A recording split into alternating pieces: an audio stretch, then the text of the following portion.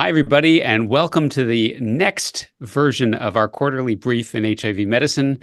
Today, I am delighted to be joined by Dr. Graham Moyle, who is a longtime friend and colleague, and he is a consultant MD and HIV specialist at Chelsea Westminster in London. Graham, welcome. Thank you very much, Paul. Well, we're going to spend a bunch of our time today talking about important HIV studies that were published or many were presented at both the ID Week and the EACS meeting. We're going to start it off with Graham. You're going to tell us a little bit about a strategy that is called PEP in Pocket. Graham, take it away. So this was something from ID Week, and it's an idea that came out of Toronto, where they were looking for individuals. They found 112 individuals where these were people who didn't want to take regular PrEP. They didn't want to take event-based PrEP, but they did sometimes attend for PEP. So the idea was to give those people empowerment by having PEP in their pocket. So they had 35 people who used the PEP in pocket. So not everyone who took it used it.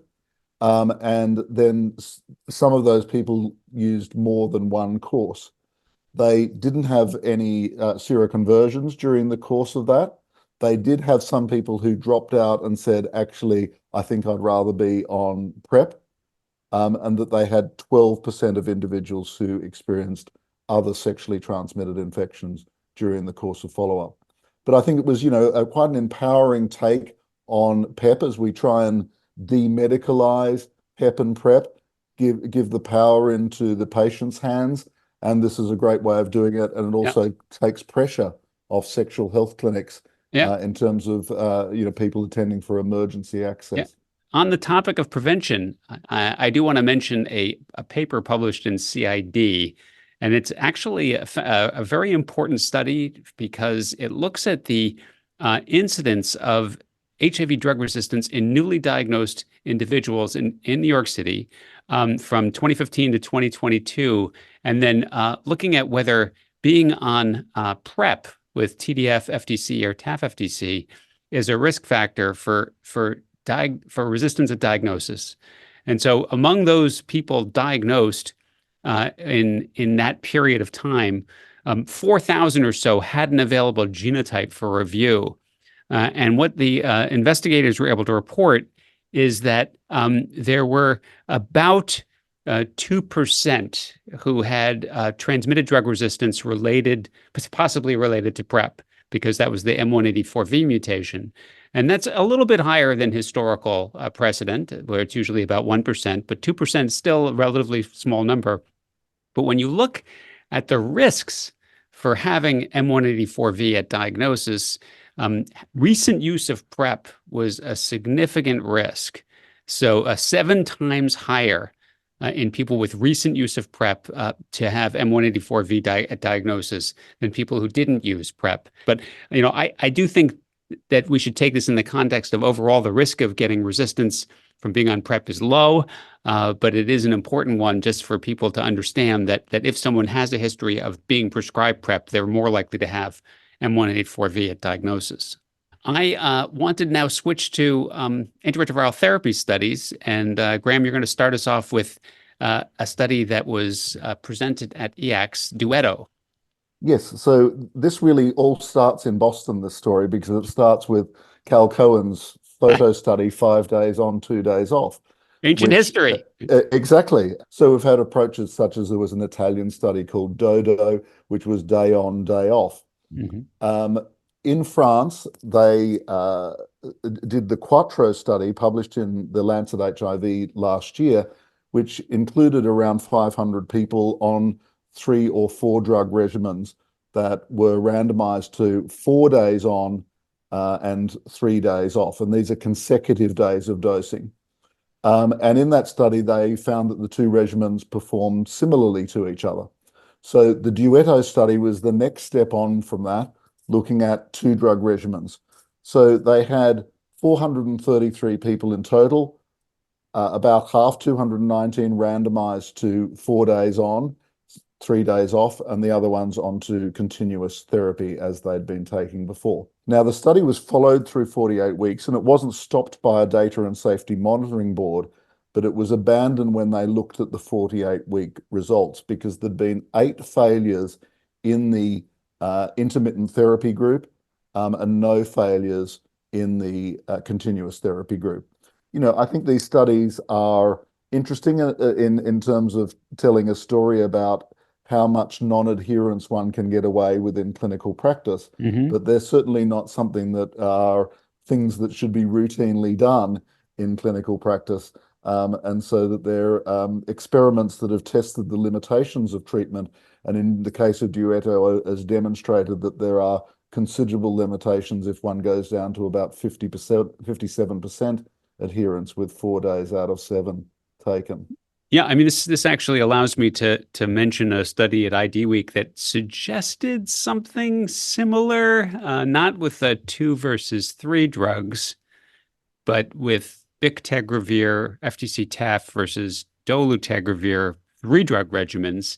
What the study found is that in the long-term follow-up, the patients with suboptimal adherence below 85%, had a better virologic suppression rate with bictegravir FTC-TAF than any of the dolutegravir-based 3-drug regimens. So I can't completely understand it, but it is suggestive, at least, that among poorly adherent patients, 3-drug regimens, especially those that contain 1 pill, are really optimal. Do you think there's any role for intermittent therapy? You sort of implied by saying that there probably isn't, except to sort of test the limits. Yeah, I think the answer is no. I think we should prescribe as approved and as investigated in large-scale clinical trials. Yeah. Because the costs of those failures, particularly failures with resistance and failures with resistance that include integrase mutations, can be particularly problematic for the long-term management of that individual. So short-term savings in reduced frequency of dosing may finish up being much greater costs to healthcare systems and to individuals with more complicated treatments. Right. And then the thing to remember about the dolutegravir lamivudine studies, the pivotal studies of switch, is that they included only people who had never failed treatment. So really was selecting for highly adherent individuals, which is where that regimen works best. We've seen a couple of papers that have looked at, do I need to screen people who are going to go on to dolutegravir lamivudine for 184V, or can we get away with just putting people onto it because it's going to continue to work? So there was a study presented at the European AIDS Society meeting from multi-centers across Spain. They called the study VOLVER, VOLVER, as in the Almodovar movie. And they looked at people who had a history of 184 or of lamivudine or FTC failure. And they then screened them with proviral DNA to make sure that they couldn't find that 184V or I anymore. Now, they took 121 people. There was no randomization. They just changed them over. And they had 4 individuals who had values greater than 50 copies at week 48. There was an additional 8 administrative discontinuations. So that gave a suppression rate of 90% at week 48. Of those individuals that were greater than 50, they had 2 that were amplifiable, and none of those individuals had emergent or indeed re-emergent resistance mutations. So it opens another idea of, maybe if we're using proviral DNA, which I know hasn't been proven and is not accessible to everyone, that may be a way of screening to consider whether we might use a 2-drug regimen based on lamivudine dolutegravir in those circumstances. Yeah, I know that there have been many such studies looking at this strategy, but to me, the real sweet spot for dolutegravir lamivudine is people with fully active dolutegravir and lamivudine, and to try to push it by using people with 184V. I can't see that in clinical practice it makes sense, except under very unusual circumstances. Maybe someone with long-term virologic suppression who has markedly impaired renal function, But even then, I would be loath. I would probably use something like dolutegravir, rilpivirine, or dolutegravir, doravirine. Anyway, it's just does not seem to me worth it. Although I know it keeps getting studied. Yeah, I think that the drivers are related to cost, Uh-huh. and they relate to some places where there is no access to an alternative for TDF as part of TLD. Hmm. So, I think that's where the intrigue lies around individuals where there are very specific circumstances really related to costs or access to care that are relevant. But there was a paper that was in Lancet HIV just towards the end of the year, which looked at databases in Europe, the UK, depending on whether you think Europe, the UK is part of Europe, um, and South Africa, where they looked at 599 people who were on dolutegravir-based regimens, and looked for what were the outcomes in terms of resistance emergence in those individuals. And there was a few people in the study who'd used that dolutegravir monotherapy, and they were the ones most likely to see dolutegravir resistance. But they still saw some individuals who were on dolutegravir as dual therapy, usually with lamivudine, where resistance, including INSTI resistance mutations, emerged, including a couple of individuals with more than one mutation. Whereas the individuals who are on 3-drug regimens had the lowest likelihood of experiencing any emergent resistance to dolutegravir in particular. I mean, it's really amazing that this class of drugs, the integrase inhibitors, have so little resistance at this point. I mean, there are cases, but I heard a statistic recently that there, I think something like 23 million people on dolutegravir right now globally. That's unbelievable. Yes, I'm sure that there are cases of resistance, and those are going to be very difficult to manage. But the denominator is so gigantic that it's remarkable how little resistance we've seen. Do you foresee a time when we're going to run out of options? Well, I think if we go back to the PI era, we might have had the same conversation 15 years ago. Yeah. And then there was the Earnest study done in Africa, that showed that when people were not getting monitored, they did see resistance emergence over time.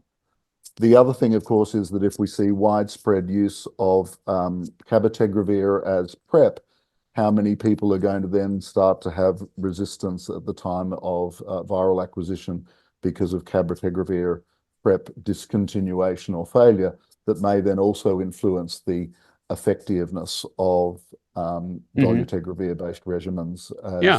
as initial Yeah. therapy. So I think that we have to remain vigilant about, Yes. in places of the world where there is less good monitoring, that we continue to have sentinel sites that monitor for resistance and tell a story about whether emergent resistance is going to happen. Yeah, completely agree. Another resistance study was got a lot of attention at EACTS about, long-acting injectable cabrolpivirine. Yeah, so there was some data from the Dutch Athena cohort, which is a well-established cohort that covers essentially all of the people with HIV in Holland. And they had 588 people who'd started on injectable cabrolpivirine. So out of that 588 people, they had 5 individuals who experienced virological failure 1%. during the Yeah. course of follow-up. Yeah, it's just under 1%. Yeah. So when they looked at those individuals, it appeared that the rilpivirine levels being suboptimal may have been an important contributory factor for at least 3 out of the 5 individuals who had experienced rebound. The concern, of course, with failure on this regimen is the emergence of resistance to both classes. And they saw 4 out of the 5 individuals having resistance emerge, of which 3 of them were those 148 mutations, 148R, 148K, that we know tend to affect the whole class. Hmm. And again, all of the patients had resistance mutations that were consistent with non-nucleoside Yeah. resistance. Yeah. I mean, I first I'm going to put in a pitch for CID because this paper is about to be published in CID, and it's inevitable that I would do that. And second, I wanted to just underscore that this 1% chance of treatment failure with resistance needs to be communicated in the clinic for all patients who are starting injectable captopril, because we've had the luxury of oral regimens essentially having zero risk of emergent resistance with full adherence. And it may be that a person will not want to go for that 1% chance because you can't really predict it. I know that there are now that there are clinical sites with large numbers of people on captopril. They are seeing this in clinical practice, just like they did in Holland. And it's quite kind of emotionally traumatic sometimes for the providers as well as the patients to have this regimen fail and a person need to go on boosted protease inhibitor because that's really the only regimen that's available to them. Yeah, so I'm going to stay with cabrolpivirine for the next study, and that's a very interesting opera cohort study that Ricky Su presented at ID Week. And in this study, they looked at the specific issue of giving cabrolpivirine to people with detectable viral loads. For the purposes of our discussion, though, I'm going to actually focus only on those people with a viral load greater than 200. And they found 93 who had viral loads greater than 200. Importantly, the viral load the mean was about 4.2 log, 4.2 logs, so, under 100,000, but greater than 10,000. And the thing that surprised me was that the CD4 cell count median was 401. They were, relatively healthy and stable from an HIV disease perspective, and yet the providers chose to put them on captopril, I suspect because they were just not taking oral ART. And then what's the result? Well, the virologic suppression at the last follow-up was in the people with viral loads greater than 200 who went on captopril was 74%. Now, so that's either a good news or a bad news story. Let me give you the good news first.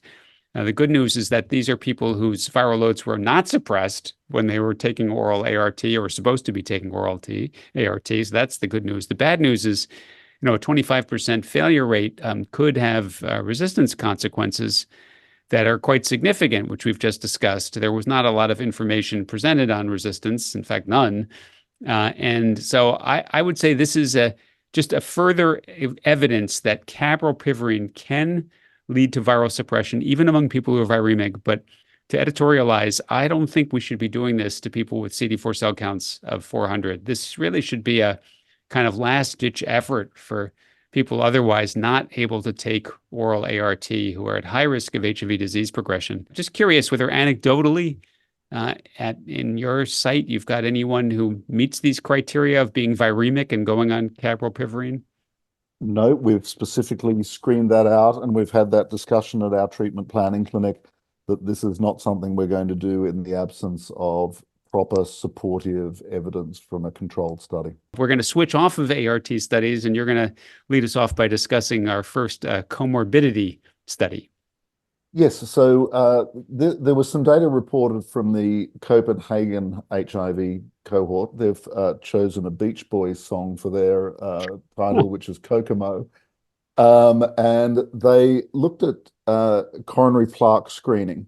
So this was a study that looked at both calcified and non-calcified plaques in people with HIV, of which there was 519 who were screened, and compared it with individuals from the general Copenhagen population. What they found was that the people with HIV were more likely to have any coronary artery disease. They were more likely to have obstructive cardiac disease. They were more likely to have concerning changes. One of the things they looked at was called the napkin ring sign, which is effectively you've got a whole ring of plaque, and that they also noted that there was a lot more non-calcified plaque amongst people with HIV. And this is one of several studies that's pointed to the idea that even if you look for coronary calcium, it's often very similar to matched individuals in the general population, that the HIV population is carrying a greater burden of non-calcified plaques. And that may help explain to some degree why in reprieve there's a much bigger effect observed when one goes onto a statin, because the statins do help stabilize those Mhm. non-calcified plaques. So an interesting story that with some coronary screening, we may be missing a lot of subclinical disease in the setting of Mhm. HIV that is not as prevalent in the general population. Yeah, interesting. It's um, fascinating, going to be fascinating to see what the sub-studies of Reprieve show in terms of who are the people most likely to benefit and who are the people maybe who can forego going on statins. Another medical intervention getting a lot of attention is semaglutide, and we saw a randomized clinical trial, didn't we? Yeah, so at ID Week, Grace McComsky from Cleveland came up with the first randomized controlled trial of semaglutide in people with HIV. So it's a randomized study of about 54 individuals per group. And what they saw in the study was that semaglutide was associated with effective weight reduction, so 8.3% reduction in weight over the course of follow-up. So a meaningful impact and very similar to what we see in the clinical trials. And that loss of weight was on body composition studies, a mixture of subcutaneous fat, truncal fat, which could include visceral fat, um, as well as lean body mass, which I'll comment on a little bit in a moment. Mhm. But interestingly, they didn't see in the study any impact on hepatic or pericardial fat. So there's certainly some hope that semaglutide may also be useful as an intervention for metabolic fatty liver disease. The concern that exists in a population of individuals who may have been exposed to drugs in the past that have caused them to be lipoatropic is that they lose weight that is disproportionately subcutaneous, and so it worsens the appearance of that. And we saw that in some studies with metformin a long time ago, Yeah. but also in a population of individuals who may be at risk of being sarcopenic. If you're losing lean body mass as well, does that then influence that individual's ability to recover physical function, or does it send them in the direction of pre-frailty? I think it is important to remember that some lean body mass is actually fat inside muscle. Hmm. And so if that's what's being lost as the lean body mass, then that's not a bad thing. I got to give her credit.